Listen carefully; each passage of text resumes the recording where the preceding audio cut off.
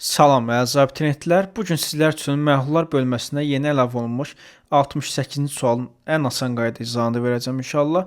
Deməli, maqnezium sulfatının suda doymuş məhlulun kütləsini verib 252 qram. Mən təbii ki, bilmirəm bunun içində nə qədər maqnezium sulfat və su var. Ona görə mən maqnezium deməli sulfatı götürürəm A mol, suyu götürürəm isə B mol. Onda necə olacaq?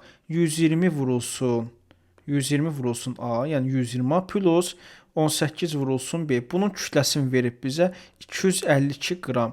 Daha sonra deyir ki, 12,4 mol oksigen atomu var.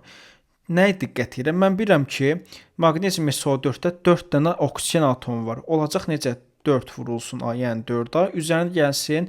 Deməli, suda nə qədər oksigen atomu var? 1 molunda 1 dənə oksigen var. Bəs B molda nə qədər olur? B mol. Üzərinə gəlsin B bərabərdir 12,4. Buradan əzizlərim A çıxacaq 10,6, B çıxacaq isə B bərabər olacaq 10-a. Daha sonra mən bilirəm ki, yəni B suyun kütləsi də 10 mol su neçə qramdır? 180 qram. Suyun kütləsini tapdım. 80 qram. Bəs 10,6 mol maqnezium SO4 neçə qramdır? 10,6 vurulsun 120. Bunu da tapdım 72 qram. Yəni həll olunan maddəni, duzun kütləsini tapdım, suyun kütləsini tapdım. KH nəyə bərabərdir? KH bərabərdir. Həll olan maddə bölünsün su vurulsun 1000. Bu da bərabərdir 72 bölünsün 180 vurulsun 1000. Doğru cavab olar